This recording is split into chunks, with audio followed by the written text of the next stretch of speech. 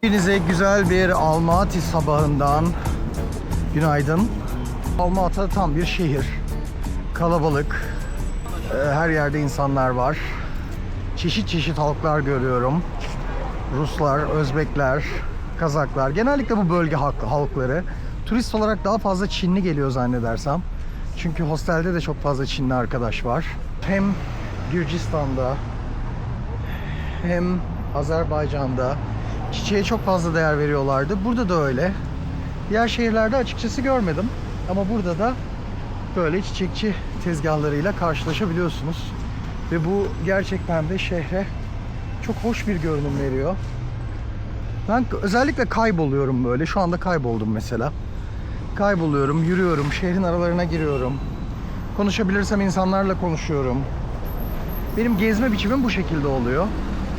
Ve bildiğiniz gibi genellikle uzun süre kalıyorum. Genellikle bir şehirde uzun süre kalıyorum. Yani bir aydan daha fazla kalmaya çalışıyorum. Kazakistan'da ilk geldiğimde biraz zordu. Kültüre alışmam. Akto'dan girdim. Fakat şu anda gayet zevkli, gayet güzel gidiyor. Defalarca tren yolculuğu yaptım burada. Bu benim Kazakistan'daki 4. şehrim. 4. şehrim. Tabii Aktobe'yi de sayacağım. 4. şehrim. Aktobe'de çekim yapmadım. Şimdi ne tarafa gideyim? Şöyle gideyim. Arkadaşlar bu kilise Sofya Kilisesi'ymiş. Yani bakın şöyle farklı yapılardan oluşuyor. Şuraya da gideceğiz. Orada da farklı bir yapı var. Aslında yeni yapılmış. 2018'de yapılmış ama inanılmaz güzel gözüküyor. Çok estetik gözüküyor ve tertemiz. Ve enteresan bir biçimde, yani bunu gezginlerin çoğu bilir. Maalesef camilere bu kadar kolay ve rahat giremiyorsunuz. Mutlaka camilerde birileri sahiplenmiş oluyor. Bazen bir görevli çıkıyor. Bazen ne bileyim bir tarikattan mıdır nedir. Böyle işte o tarafa giremezsin. Bazen kapalı oluyor. O tarafa geçemezsin. Bunu böyle bayağı bir camide yaşadım ben. Deneyimledim ama kiliselerde bunu hiç yaşamıyorsunuz. Hatta az önce bir beyefendi geldi. Sanırım burada görevli. Bir parça bilgi verdi. Bir genç papaz geldi. Yine bilgi verdi. Ve gayet kültürlü insanlar. İnanılmaz derecede kendi tarihlerini biliyorlar. Ve şimdi burayı böyle daha rahat bir biçimde geziyorum. Aslında bana rehberlik yapmalarını rica ettim ama maalesef bir duaya yetişmeleri gerekiyormuş. Fakat eski bir yapı değil anladığım kadarıyla ama görüntüsü çok güzel, çok hoş, çok estetik.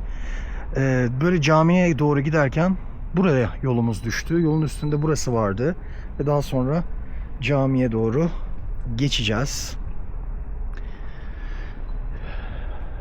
Böyle her tarafına güller yerleştirmişler. 2018'de yapılmış arkadaşlar. Şimdi bakın aynı zamanda şuraya bilgi almak için de bir karekod yerleştirmişler. Evet, yani tarihi bir yer değil. Onu anladım. Fakat hakikaten de çok hoş dizayn edilmiş ve özgürce gezebiliyorsunuz. Birileri çıkıp da böyle ibadethaneyi, Allah'ın ibadethanesini sahiplenmemiş. Bilmiyorum, belki bana öyle denk gelmiştir ama ben bunu maalesef özellikle cami gezerken yaşıyorum. Bu da tabii oldukça itici oluyor. Oysa burada hani gülümsüyor insanlar ve genellikle bu şekilde geziyorlar. Ortodoks kiliselerinde ben Gürcistan'da da bunu gördüm. İnanılmaz bir konukseverlik var. Dışarıdan gelen, aynı dini paylaşmadıklarını biliyorlar ama dışarıdan gelen insanlara çok güzel bir konukseverlikle yaklaşıyorlar. Bu da gerçekten de hoş oluyor.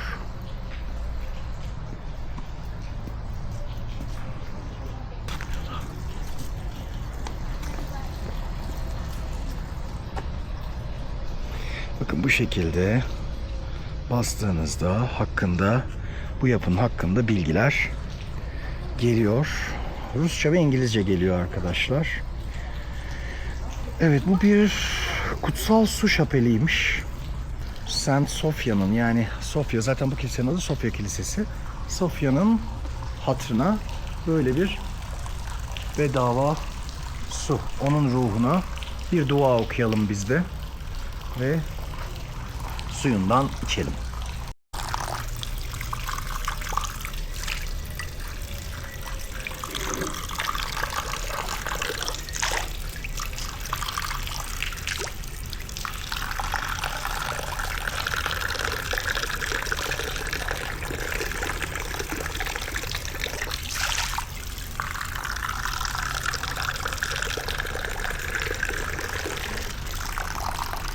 Aynı zamanda abla elini yüzünü yıkıyor. Bir çeşit abdest almak gibi aslında.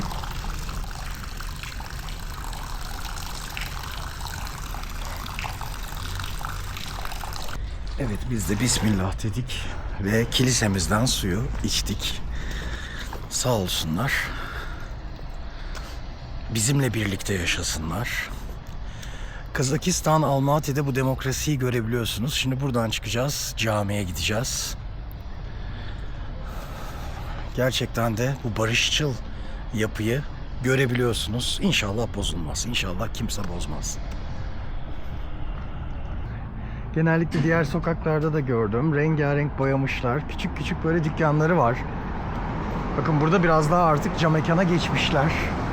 Yani şehir kapitalistleşmiş. Bazı dükkanlarda bu geniş cam mekanları görebiliyoruz. Ama bazıları hala böyle devam ediyor. Hatta bunlar ev zannedersem. Evet. Dükkanlardan sonra evlere geldik. Sokaklara genelde bu şekilde böyle tek katlı evlerden oluşuyor. Tabi siteler de var. Ama şu anda benim bulunduğum, benim geçtiğim noktada maalesef sokak isimlerini okuyamıyorum arkadaşlar. Yani Kiril. O yüzden de pek okuma şansım yok. O yüzden de burada sokak isimlerini çok fazla söyleyemeyeceğim size. Alfabeleri alfabemden, bildiğim alfabelerden farklı. Bakın evi görüyor musunuz? Böyle bu şekilde tek katlı evlerin böyle balkonlar yapmışlar kendilerine. Sanırım bunu kendileri kapatmış. Çünkü çok basit gözüküyor. Çok tatlı. Bu şekilde küçük evler var. Tek katlı evler. Arka arkaya bir duvarla ayrılmış. Oldukça eski. Belli ki Sovyet zamanından kalmış. Yani gezdiğim sokağın ismini maalesef bilmiyorum. Yani telefonda bir program var anladığım kadarıyla bunu çeviren ama uğraşmadım. Ben biliyorsunuz teknolojiden biraz uzak bir adamım. Böyle 1970'lerdeki hippiler stilinde gezmeye devam ediyorum. Navigasyona bile bakmıyorum. Bazen yol soruyorum. Yol sormayı çok severim. Çünkü yol sorduğum zaman insanları daha iyi tanıyorum. Maalesef teknoloji bizleri uzaklaştırıyor birbirinden. Teknolojinin öyle bir durumu var. İnsanlar birbirlerinden uzaklaşıyor.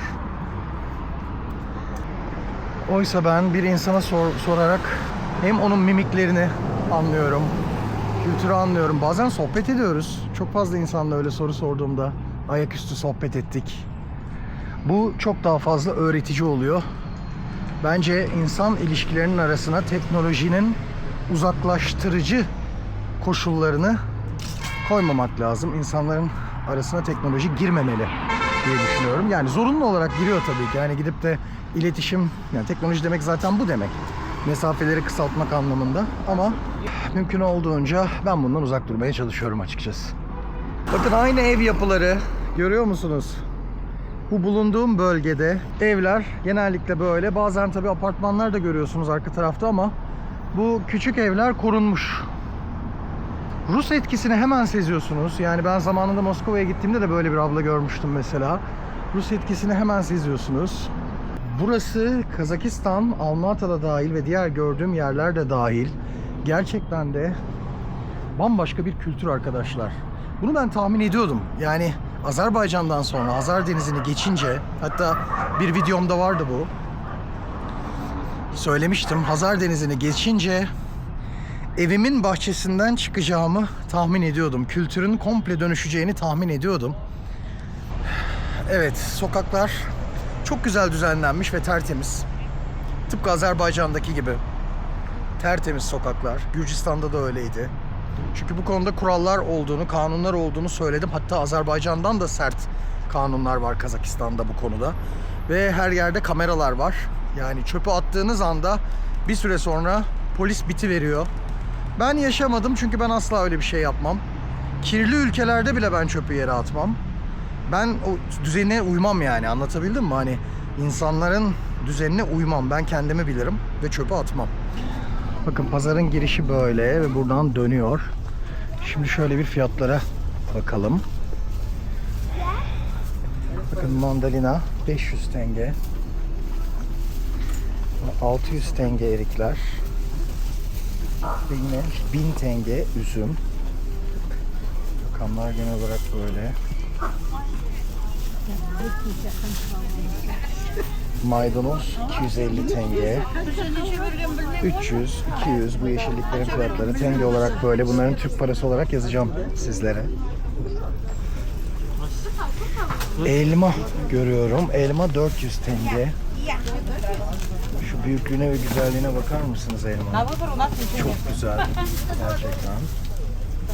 Yine domates 400 tenge. Gerçekten de çok hoş. Armut 600 tenge. Şeftali tüylüsü 800 tenge, tüysüzü 1000 tenge. Bunlar kilo fiyatları arkadaşlar. Bakın yine şöyle bir şeftali türü var. 1000 tenge. Balık çok enteresan. Yine 1000 tengeye, 800 tengeye balıklar var. 300 tenge domates. Türkiye, YouTube. Merhaba abla. Merhaba. Muzu görüyorum. 250 tenge. Bakın şu biber çok enteresan. Şurada kırmızı bir biber var. 100 tenge.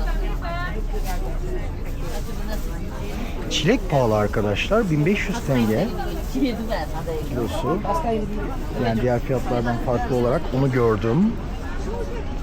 Gerçekten de çok taze ve çok güzel bir pazar. Oldukça yöresel. Yine balıklar satılıyor. Bakın 2000 tenge, 1200 tenge balık fiyatları. Şimdi pazara doğru giriyoruz bu şekilde.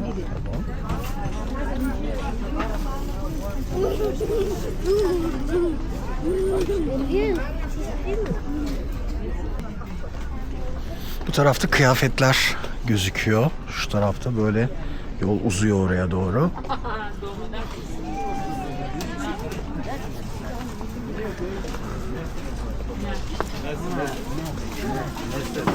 Şurada yemek yiyecek bir yer bulabilirsem aynı zamanda yemek yiyeceğim. Şansa girdim. Yani bir şekilde gördüm ve şansa girdim.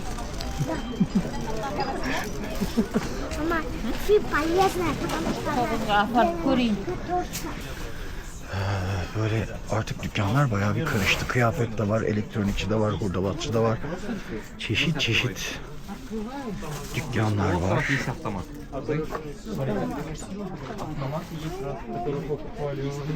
Bakın şuraya bakar mısınız?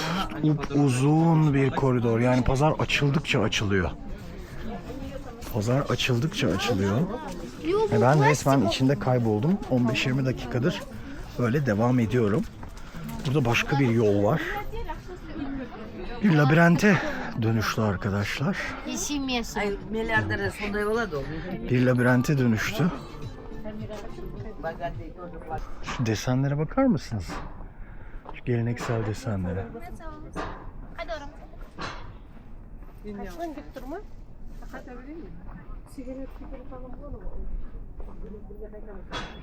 Desenlere bayıldım ya. Yani desenlerin hepsi. Aleykümselam, merhabalar, merhabalar.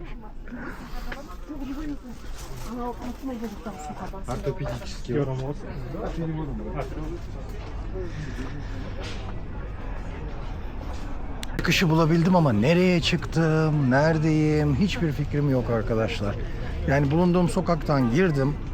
Yaklaşık bakın hala koridor pazar devam ediyor. Meyveciler, kıyafetçiler derken buralara kadar geldik. Şimdi nerede olduğumuzu bir bulalım. Ya ben camiye gidecektim ya. Neyse buluruz camiyi de artık. Valla yol bizi bambaşka bir yere getirdi arkadaşlar. Gayet temiz gözüküyor. Yani Ben burada yiyeceğim. Temiz, çok tatlı, çok güzel bir merhaba, selamet. Merhaba abla. Okey. Çekiniyor ablalar. Biz burada böyle yemek yiyeceğiz. Ben birazdan şöyle şuraya geçeceğim. Pulav diyorlar. Pilav. Yani bizim etli pilav. Pilavımız geldi. Fiyatları söyleyeceğim sonrası ama yine her zamanki gibi oldukça ucuz. Herhalde yaklaşık bu. Neyse şimdi bir fiyat söylemeyeyim. Öğrendiğimde söylerim. Nasıl yapıyorlar? Dereotu var, havuç var içinde. Salatası yanında. Pirinçleri çok enteresan.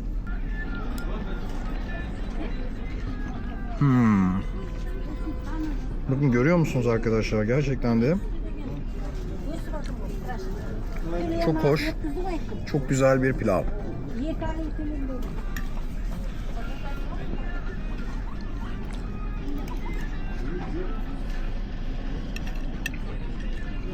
Mükemmel. Ya ev yapımı gibi. Ablalar müthiş yapmış ya. Sanki ev yapımı. Ama mutfakları da görünüyordu. Tertemizler arkadaşlar, tertemizler.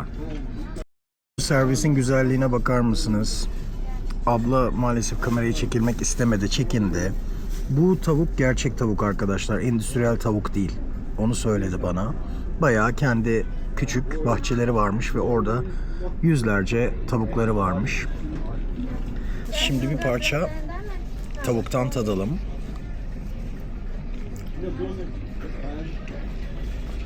Bayağı kahverengi bir tavuk yiyorum arkadaşlar. Yani şuraya bakar mısınız? Ve servis çok güzel görünüyor.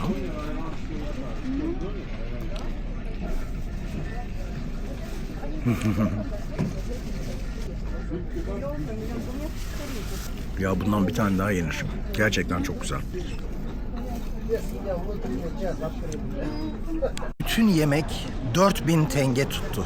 Yani yaklaşık yazacağım, hesaplayacağım ama 300 lira civarı bir şey. Yani Fanta, bir tabak pilav, etli pilav, böyle iki parça but geliyor ve sadece 300 lira civarında bir şey ödüyorsunuz.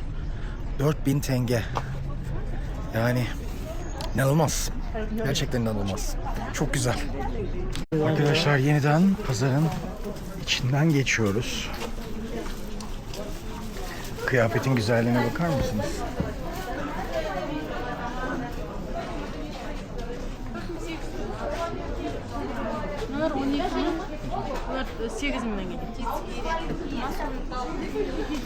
Gerçekten de çok hoş. Renklerine bayıldım.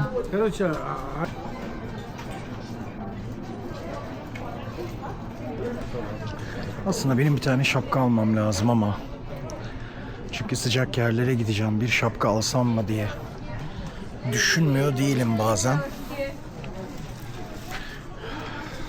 Yani burada da şapkalar var. Neyse geçtik artık. Yapacak bir şey yok. Tekrar dönemeyiz arkadaşlar. Yola devam. Bakın.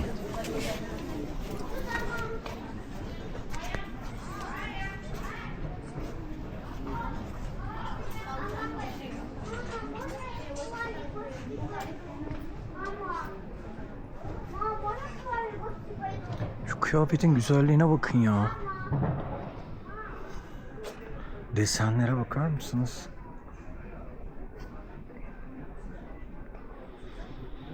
Orta Asya sanatı resmen. Bulaşmış yani. Tamam fabrikasyon ama her desenin bir tarihi var. O desenler elbette ki bir kültürün içerisinden çıkıyor, geliyor. Merhaba. Ne kadar? YouTube. 2500. 2500 hepsi. Tamam. 2500 tenge. Tamam. Evet. Evet ondan. Teşekkür. Manav 100 tenge. 100 tenge. Bak 50 tenge. 50 tenge. 50 tenge. Mınao. Mınao poğlu kalın. Kalın. Mınao çuka. Son ki. Al. 3 tane ondan. 3 tane ondan, 3 tane ondan. Hindistan konsolosluğu için arkadaşlar. Şimdi dosya alıyorum. Çünkü burada konsolosluğa başvuracağım. Hazır kırtasiyeci ablaları bulmuşken de hem size gösterelim hem de onları çekelim. Çocukluğumu hatırlatır hep bana böyle kırtasiye dükkanları ya. Bizim zamanımızda kalemler bu kadar renkli değildi, bu kadar çeşitli değildi. Ah, evet. Hı hı. Evet. Paket. Paket. Hı hı. Hı hı. Çimkent'te bir cami göstermiştim size. O camiye rica minnet girdik. Böyle 2 kişi geldi. Tabii onları size göstermiyorum. Hani böyle yaşadığım sorunları göstermemeye çalışıyorum genelde.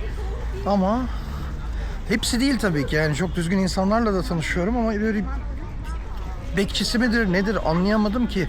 Yok oraya giremezsin, yok şunu yapamazsın. Rica minnet girdik. Neyse şimdi deneyeceğiz bakalım. İnşallah sorunsuz gireriz camiye. Eğer sigara içiyorsanız Alma-Ata'da, Çimkent'te, hatta Kazakistan'ın tamamında açık yerlerde de, yani restoranttayım, dışarıdayım ya da kafedeyim, kafenin dışında oturuyorum diyerek, buna güvenerek sigara yakmayın. Ciddi anlamda ceza yersiniz. Aynı zamanda o pastanenin ya da restoranın sahibi de ceza yiyor. Ve zaten ciddi bir biçimde uyarırlar sizi. Ben hiç yaşamadım çünkü ben müsaade istiyorum, soruyorum. Ama böyle hani Türkiye'deki gibi dışarıdayım o yüzden sigara içiyorum falan derseniz bu olmuyor. Böyle bir şey, böyle bir şans yok. Sigara içemiyorsunuz.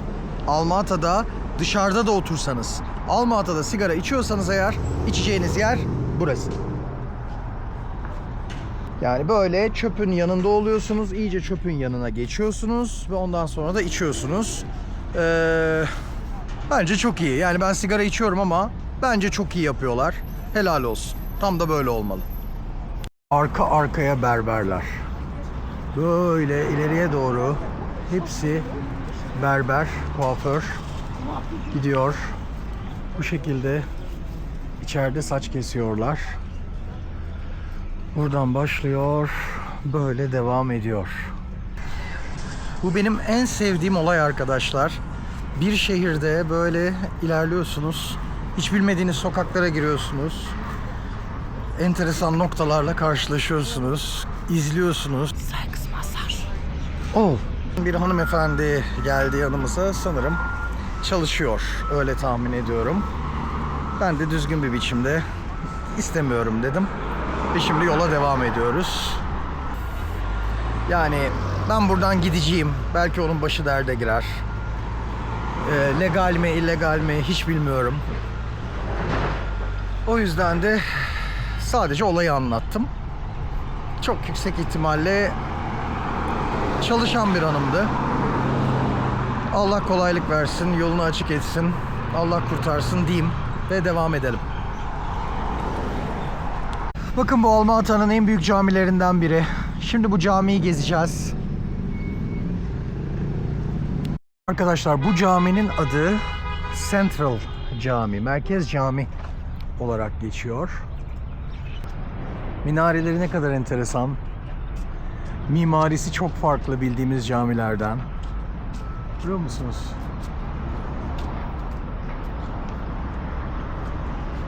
Kazakistan nüfusunun yaklaşık %65, %70 civarını Müslümanlar oluşturuyor. Ve bu caminin yerinde aslında ta 1890 yılında yapılmış olan bir başka cami varmış. Büyük bir yangın nedeniyle, 1987'deki büyük bir yangın nedeniyle bu cami yanmış. 1999 yılında da Merkez Cami açılışa geçmiş. Aslında Kazak mimarisinin önemli bir, bölge mimarisinin önemli bir camisi olarak gösteriliyor. Cami turistlere alışık. O yüzden de çok daha rahat girdik. Bir müsaade istedik imamdan. Sağ olsun müsaade ettiler. Evet, caminin bahçesinde böyle su içmek için yerler yapılmış. Şimdi bir de caminin suyunu içelim.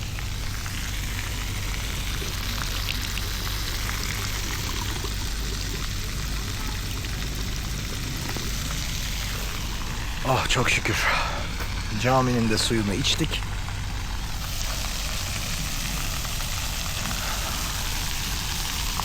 Şöyle insanlar burada oturuyorlar. Turistler de geliyor. Namaz kılmayı bekleyenler oluyor. Bakın arka tarafta gördüğünüz gibi.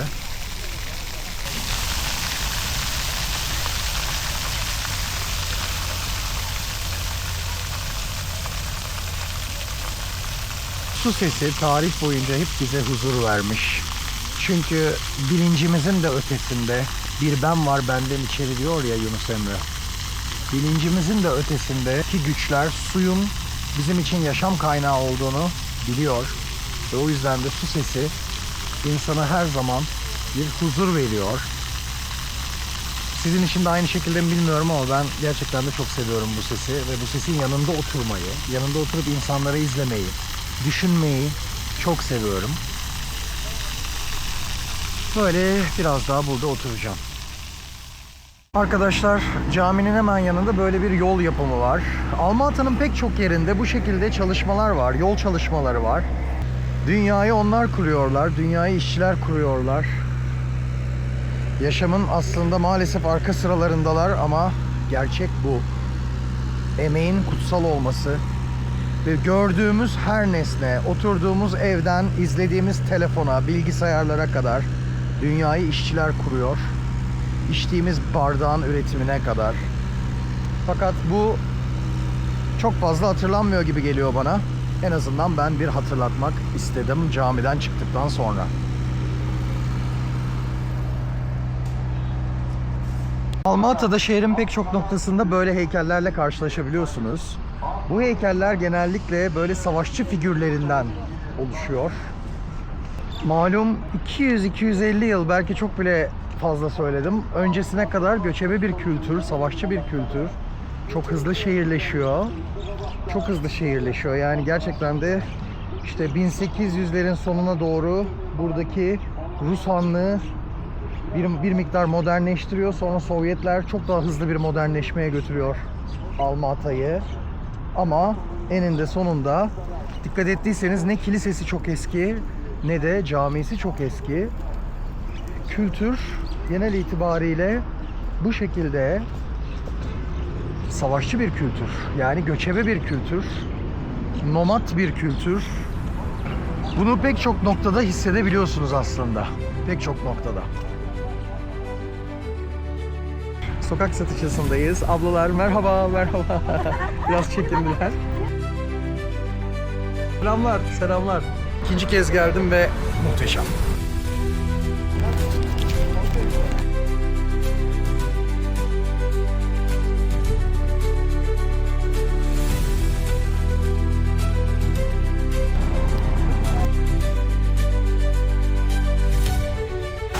Vallahi bugün ne amaçlamıştık, nereleri geziyoruz?